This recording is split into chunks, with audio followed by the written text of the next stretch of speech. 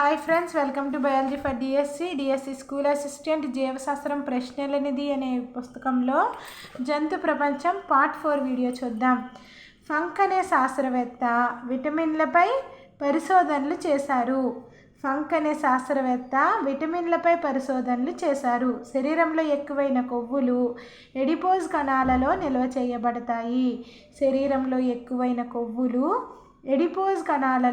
చేయబడతాయి. కాల్సిఫెరాల్ లోపం వలన రికెట్స్ వ్యాధి కలుగుతుంది. రికెట్స్ వ్యాధి ఏ విటమిన్ లోపం వలన కలుగుతుంది? కాల్సిఫెరాల్ లోపం వలన రికెట్స్ వ్యాధి కలుగుతుంది. నెక్స్ట్ పాయింట్, కొల్లాజెన్ పదార్థం ఏర్పడడానికి సహాయపడే విటమిన్ ఆస్కార్బిక్ ఆమ్లం. కొల్లాజెన్ పదార్థం ఏర్పడడానికి సహాయపడే విటమిన్ ఆస్కార్బిక్ ఆమ్లము. కొల్లాజెన్ అనే పదార్థం ఏర్పడడానికి సహాయపడే విటమిన్ ఏమిటి? ఆస్కార్బిక్ ఆమ్లము. వేడి చేస్తే నశించిపోయే vitamin C.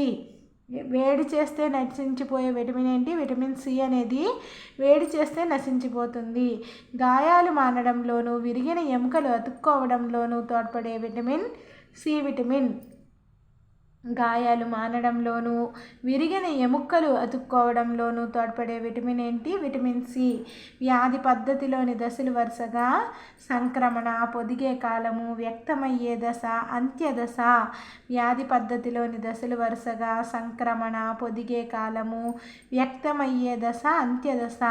Next point, మానవునిలోని malaria పరాన్నజీవి జీవిత చక్ర దశలు వరుసగా స్పోరోజాయిట్లు, క్రిప్టోమీరోజాయిట్లు, షైజాంట్లు, గామిటోసైట్లు. మానవునిలోని మలేరియా పరాన్నజీవి జీవిత చక్ర దశలు వరుసగా స్పోరోజాయిట్లు, క్రిప్టోమీరోజాయిట్లు, షైజాంట్లు, గామిటోసైట్లు. మళ్ళీ ఒకసారి చూద్దాం. స్పోరోజాయిట్లు, క్రిప్టోమీరోజాయిట్లు, షైజాంట్లు, గామిటోసైట్లు. ఏంటివి? మానవునిలోని మలేరియా పరాన్నజీవి జీవిత చక్ర దశలు. నెక్స్ట్ పాయింట్, ఎరిథ్రోసైటిక్ వలయంలోని దశలు వరుసగా క్రిప్టోమీరోజాయిట్లు, షైజాంట్లు, మీరోజాయిట్లు, గామిటోసైట్లు. ఎరిథ్రోసైటిక్ వలయంలోని దశలు వరుసగా క్రిప్టోమీరోజాయిట్లు, షైజాంట్లు, మీరోజాయిట్లు, గామిటోసైట్లు. లాలాజల తుంపర్ల ద్వారా సంక్రమించే వ్యాధులు క్షయ, గవద బిళ్ళలు, కోరింత దగ్గు. లాలాజల తుంపర్ల ద్వారా సంక్రమించే వ్యాధులేంటి? క్షయ, గవద బిళ్ళలు, కోరింత దగ్గు. లాలాజల తుంపర్ల ద్వారా సంక్రమిస్తాయి అన్నమాట. క్షయ, గవద బిళ్ళలు, కోరింత దగ్గు. నెక్స్ట్ పాయింట్, ప్లేగు, మలేరియా వ్యాధులు వాహకాల ద్వారా వ్యాప్తి చెందుతాయి. ప్లేగు మరియు మలేరియా వ్యాధులు వాహకాల ద్వారా వ్యాప్తి చెందుతాయి. నెక్స్ట్ పాయింట్, బోధ వ్యాధిలో శోషరస నాళాలు, శోషరస గ్రంథులు వాపునకు గురవుతాయి. బోధ వ్యాధిలో శోషరస నాళాలు, శోషరస గ్రంథులు బోధ వ్యాధిలో వాపుకు గురవుతాయి. నెక్స్ట్ పాయింట్, మలేరియా పరాన్నజీవిలో స్పోరోజాయిట్లు సంయుక్త బీజం నుంచి ఏర్పడతాయి. మలేరియా పరాన్నజీవిలో స్పోరోజాయిట్లు సంయుక్త బీజం నుంచి ఏర్పడతాయి.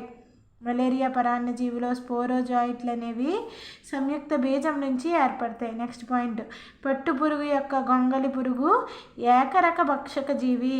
పట్టుపురుగు యొక్క గొంగలి పురుగు అనేది ఏకరక భక్షక జీవి.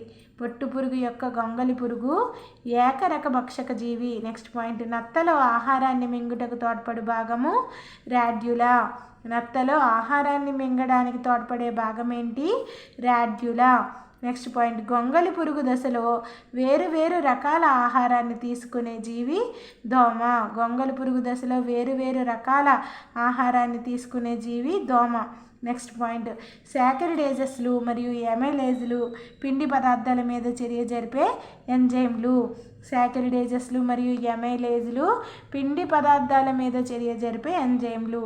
నెక్స్ట్, ఎంజైమ్లు చురుగ్గా పనిచేయుటకు కావలసిన పరిస్థితులు ఉష్ణోగ్రత, pH, అధస్తర పదార్థ పరిమాణము. ఎంజైమ్లు చురుగ్గా పనిచేయడానికి కావలసిన పరిస్థితులు ఏంటి? సరియైన ఉష్ణోగ్రత, సరియైన pH, అధస్తర పదార్థ పరిమాణం అనేది కావాలి. ఎంజైమ్ల యొక్క చైతన్యరహిత రూపాలు కైమోట్రిప్సినోజన్ మరియు పెప్సినోజన్. ఎంజైమ్ల యొక్క చైతన్యరహిత రూపాలు కైమోట్రిప్సినోజన్ మరియు పెప్సినోజన్. బహుకణ జీవులలో కణబాహ్య జీర్ణక్రియ జరుగుతుంది. బహుకణ జీవులలో కణబాహ్య జీర్ణక్రియ జరుగుతుంది. గ్రంథి కణజాలము ఎంజైమ్లను విడుదల చేస్తాయి. గ్రంథి కణజాలము ఎంజైమ్లను విడుదల చేస్తాయి. పిండి పదార్థాలపై చర్య జరిపేవేంటి? ఎమైలేజెస్. మరియు ఇంకేమనుకున్నాం? సాకరిడేజెస్ అనుకున్నాం కదా.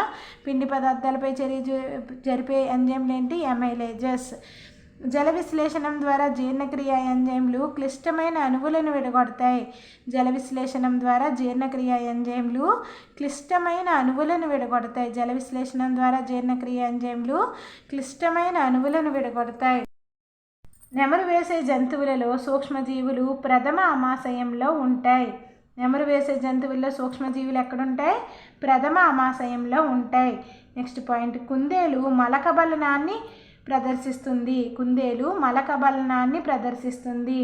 నెక్స్ట్, గ్లూకోజ్ సెల్యులోజ్ యొక్క సరళ రూపం.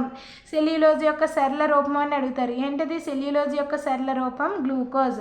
నెక్స్ట్ పాయింట్, నెమరు వేసే జంతువుల జీర్ణాశయంలో సూక్ష్మజీవులు గ్లూకోజ్గా కిణ్వనం చేయడం ద్వారా ఏర్పడే పదార్థాలు బ్యూటారిక్ ఆమ్లము, ప్రొపియోనిక్ ఆమ్లము. నెమరు వేసే జంతువుల జీర్ణాశయంలో సూక్ష్మజీవులు గ్లూకోజ్గా కిణ్వనం చేయడం ద్వారా ఏర్పడే పదార్థాలు బ్యూటారిక్ ఆమ్లము, ప్రొపియోనిక్ ఆమ్లము.